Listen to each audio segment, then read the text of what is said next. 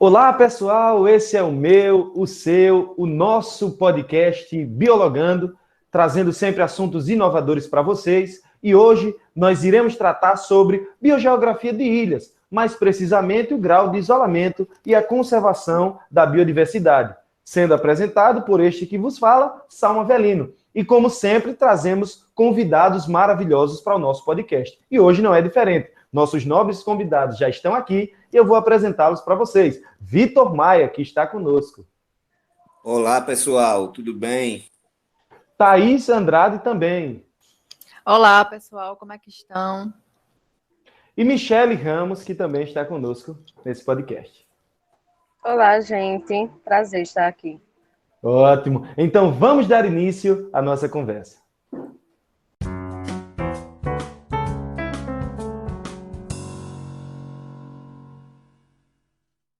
Para nós iniciarmos sobre essa conversa, sobre esse nosso podcast, surge uma dúvida.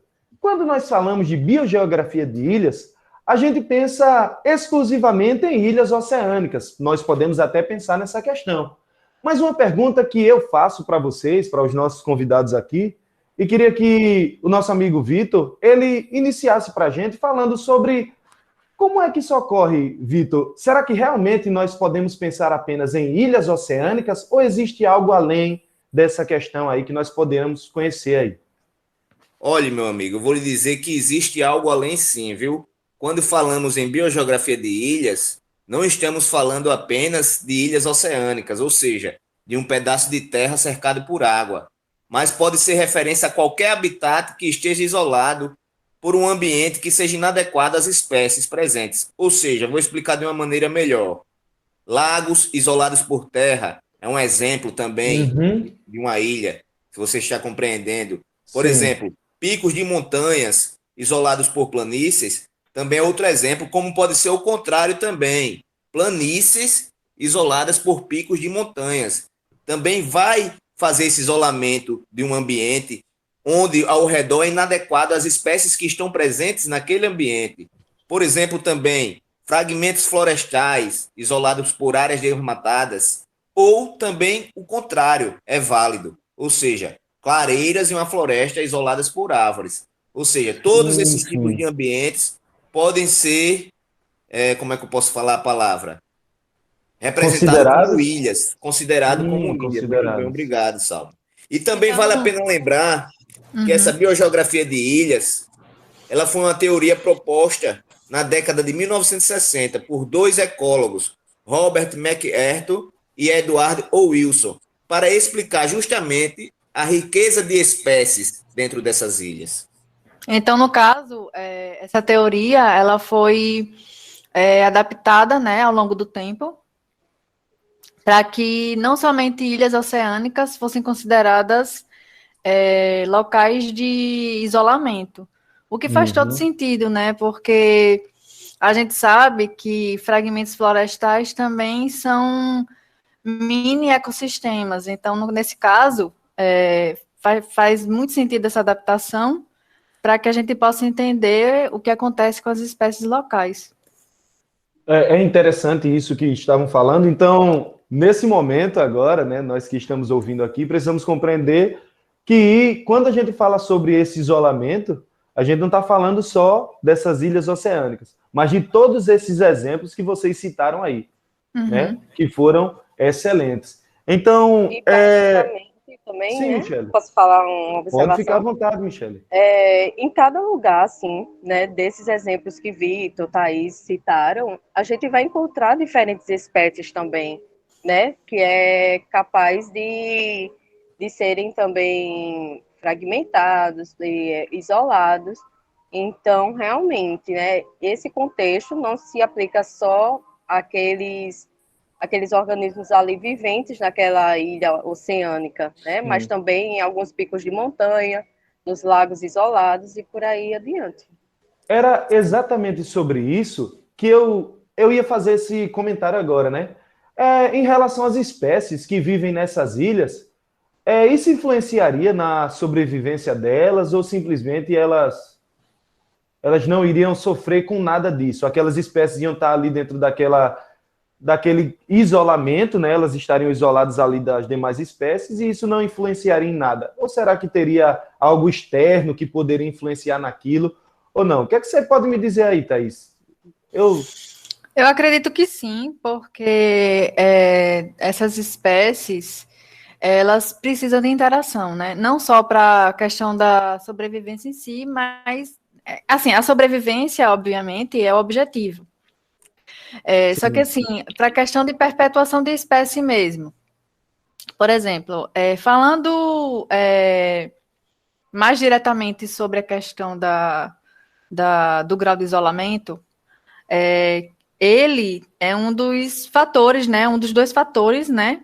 Não só o grau de isolamento, como o tamanho da ilha, que vai fazer com que a riqueza de espécies seja mantida ou não em equilíbrio. Então, por exemplo, teoricamente, né? Quanto maior a ilha, entende-se ilha, né? Daquela maneira que a gente falou, né? Daquela forma que o Vitor iniciou falando, muito bem, por Qualquer sinal. local que tenha esse Isso. isolamento, não é isso? Quanto maior a ilha, né?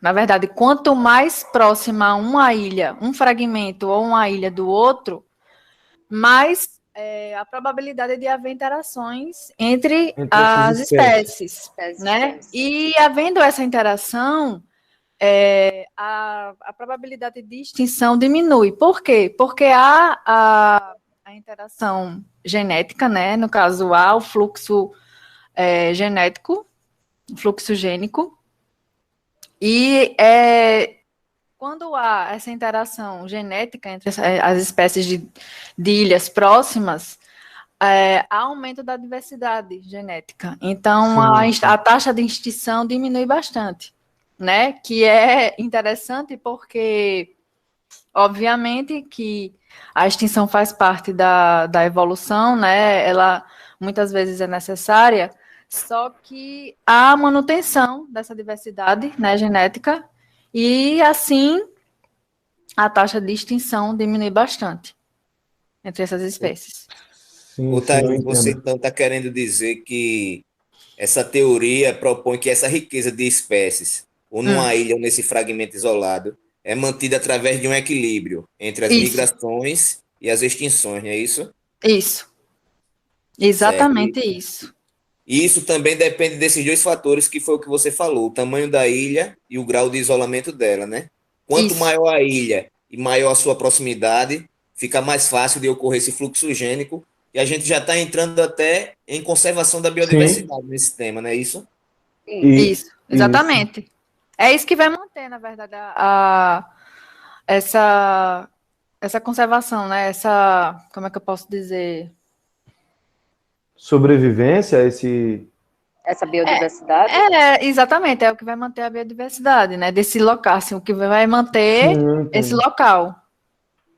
Só que quando a gente pensa em biodiversidade, né? Quando nós pensamos em conservação da biodiversidade, Michele, Vitor, Thaís, a gente pensa muito em algo humanizado. Vocês não acham, não, que a gente, quando fala sobre biodiversidade... Michele, o que é que você acredita que essa humanização da conservação, ela é um problema para essas espécies que estão assim em isolamento? Tipo, as pessoas pensarem só em os seres humanos é quem vão fazer essa conservação. Será que a própria natureza ela já não consegue fazer isso através dessas espécies que estão aí? Será que você poderia comentar algo? Olha, infelizmente não, porque a gente vê, né, nos dias atuais, antigamente também, mas muito agora, que uma das consequências maiores, né, da destruição mesmo, da conservação, é a ação antrópica, né, aquela atividade ali exercida pelos humanos. Então, a gente vai ter, infelizmente, grandes chances de ter fragmentação de alguns habitats, né, ou seja, um habitat no seu tamanho original, que vai ser dividido em tamanhos menores por conta dessas atividades, né, exercidas por humanos. E aí eu posso dar um exemplo de algumas atividades, né, que no caso é a instalação de cercas, também construção de muros, né, algumas passagens também de tubulações, que a gente vê bastante. né, na parte mais aquática, Sim, eu entendo. além de construções de estradas, né, de rodovias. Então, isso tudo aí meio que vai interferir, né, naqueles habitats ali e, consequentemente, vai haver essa fragmentação desses habitats, né, e provavelmente também vai ocasionar algum impacto nessas espécies que vivem, entendeu? Então no caso, Michele, hoje o que nós podemos reconhecer é que a ação antrópica, ao invés de ela estar apoiando nessa conservação, ela tem ajudado nesse isolamento, não é isso? Nós podemos Isso, concluir dessa forma. Mas exatamente. também, Salmo, Exatamente. eu gostaria de Porque ressaltar que Sim, Vitor, pode falar. vale ressaltar dizer também que essa fragmentação de habitat, que a Michelle falou aí, ela também pode ocorrer por meios naturais, Naturais. de algumas maneiras, como um Ok. desastre, certo? Que imite essa atividade do homem de seccionar os ambientes, Eu fragmentar os entendo. ambientes, deixar os ambientes isolados. Às vezes, um desastre natural também pode ocorrer, mas sempre, muitas das vezes, até esse desastre natural já é consequência de alguma ação anterior do homem. Então, fica o foco Então, sempre na ação humana. Mas vale lembrar que existe a teoria, o Salmo estava falando sobre a teoria da conservação, que é a mais usual, né? É a mais, como é que eu posso dizer? A que mais se aplica, né, hoje em dia. Mas também tem a teoria da preservação, né? A preservação é a teoria que ela visa integrar, ela visa a integridade e a perenidade, né? A palavra-chave para a preservação é intocabilidade, ou seja, é quando o homem não pode tocar em determinado local, e a gente sabe muito bem que isso é praticamente impossível, né? Eu queria que vocês citassem aqui em algum local do nosso planeta que não tenha a mão do homem. É quase impossível de verdade, pensar. verdade. Então, assim, a conservação, ela vem já exatamente pelo oposto, né? No caso, é usar os recursos naturais, sim, mas de forma consciente, né? De forma sustentável. Só que é exatamente o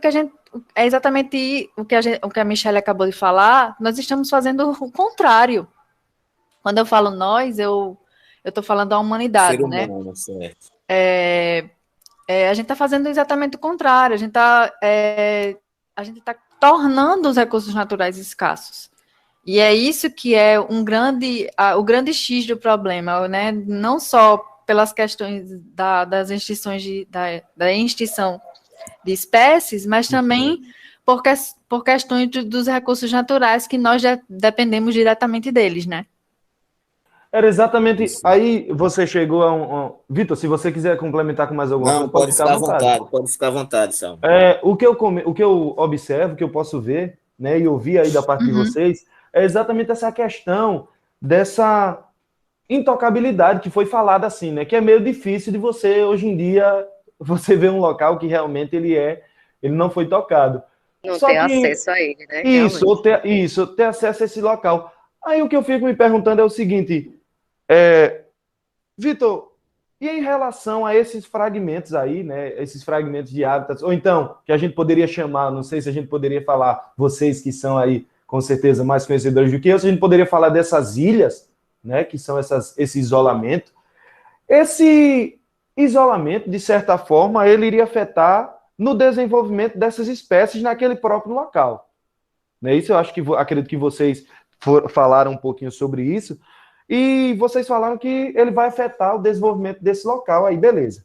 Só que, tipo, imagina numa ilha bem distante. Aí falou sobre quanto maior a ilha, mais próxima, a interação será melhor entre as espécies lá. Mas e uma ilha mais distante uma da outra?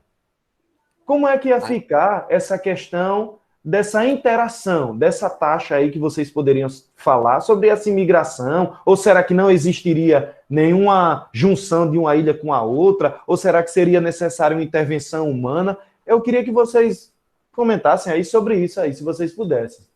Olha, Salmo, o que eu entendi que você quis dizer isso vai depender muito do equilíbrio entre a taxa de imigração e a taxa de extinção. É ela que faz predominar a riqueza de espécies em uma ilha. é a relação entre a taxa de imigração e a taxa de extinção. Se isso tiver em equilíbrio, não vai importar se vai ter ação do homem ou não. Ou seja, às vezes a própria natureza se encabe de fazer isso, de manter um equilíbrio entre a taxa de imigração e a de Então, extinção. era exatamente esse questionamento que eu estava, porque, tipo assim, eu pensei que, ou muitas pessoas podem até pensar, quando ouvirem, elas podem pensar, então necessariamente, poxa, o ser humano ele tem que interferir de alguma forma, mas não necessariamente, não é isso? Isso, não necessariamente. Se as meninas quiserem acrescentar alguma coisa a respeito, olha, eu vou falar. Em relação a esse grau de isolamento, as taxas de imigração, a gente vai voltar essa parte do assunto para vocês entenderem melhor. As taxas de imigração tendem a ser maior em ilhas mais próximas do que em ilhas mais distantes. Por que isso? Porque quanto maior a proximidade, são maiores as chances de espécies colonizadoras alcançarem esta ilha. Agora tem o seguinte, ainda falando das taxas de imigração, elas tendem a crescer de acordo com o tamanho da ilha, uma vez que ilhas maiores acomodam maior diversidade de habitats, ou seja, vai ter maiores espécies envolvidas e, consequentemente, maiores oportunidades para a colonização. Agora, na medida que esse número de espécies residentes aumenta dentro da ilha, a taxa de colonização ela vai decair um pouco, porque a colonização é o quê? É ocupar aquele espaço onde previamente, anteriormente, não tinha esse tipo de espécie. Então, à medida que o número de espécies aumenta, vai diminuindo a taxa de colonização, porque ela já foi colonizada por essas espécies que estão entrando. E desse jeito, são maiores as chances de que um indivíduo novo que chegue à ilha pertença já a uma espécie que já ocorre lá. Então, dessa maneira, você vê que não precisa da ação do homem para ocorrer esse equilíbrio entre a taxa de imigração e a Então, taxa de extinção. naturalmente já vai ocorrendo isso até chegar a um certo ponto de equilíbrio, não é isso? Isso. Assim, a gente pode ficar pensando, né? E observando. A gente comentou e falou aqui sobre essa fragmentação desses locais, sobre esse isolamento, sobre esses graus de isolamento. Mas vamos supor assim, numa região nossa, né? Mais pertinho da gente. Numa região nossa, Thaís, como é que a gente poderia fazer essa ligação entre esses locais isolados aí? Acho que deve ter um.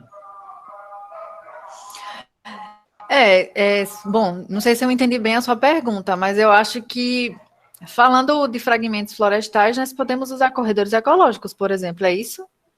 Ah, isso, exatamente. Então, os corredores Bem ecológicos, eles pensado. iam. Isso um ponto interessante que a Esse gente é muito poderia bacana. comentar. Que é sobre isso, né? Os corredores ecológicos, eles são muito importantes, né? Para também sobre isso. Um exemplo, assim, mais próximo da gente, por exemplo, falando sobre a questão do grau de isolamento. Por exemplo, o Salmo mora em Satuba ou Pilar? Pilar. Pronto, Pilar. Eu, Michele e Vitor moramos aqui na parte baixa, né? Sim, Então, sim.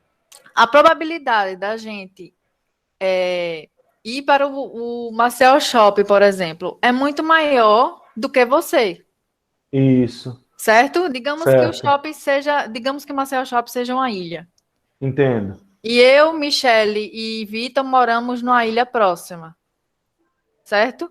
A probabilidade de Certinho. interação com as espécies que estão no shopping entre eu, Vitor e Michele é muito maior do que a interação do que você que está em Pilar Sim, interagir, eu entendo.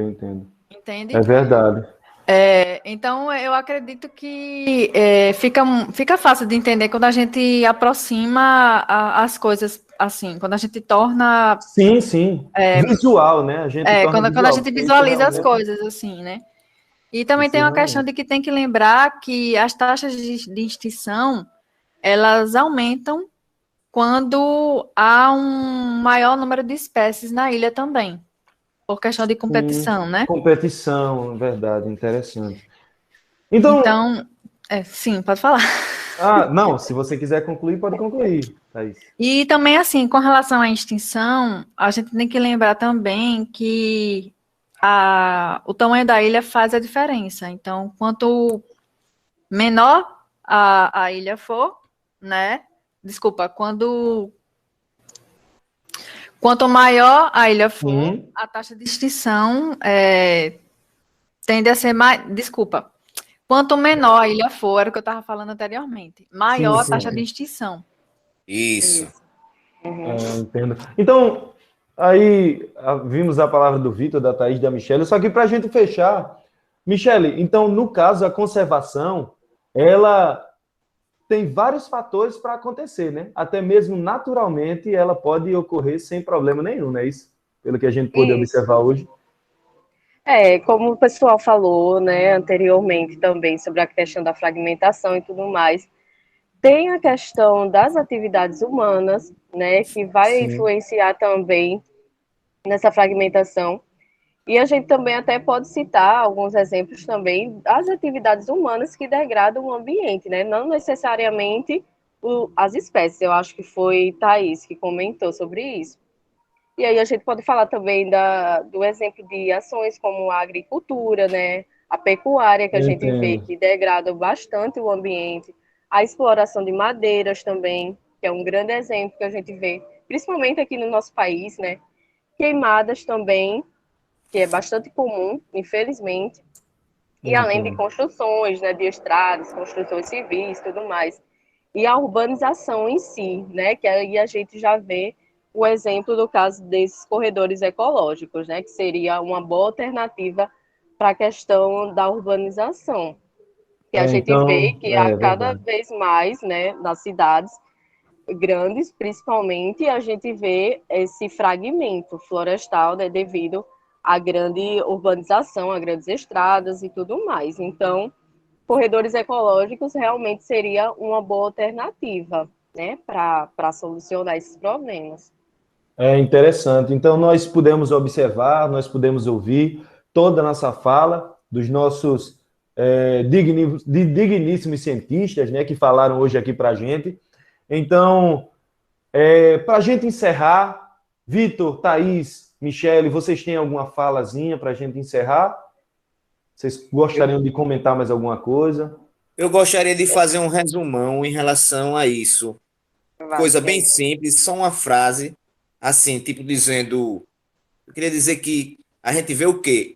Onde está a ação do homem presente, menor está a conservação da biodiversidade. A não ser que a gente haja ao contrário, né?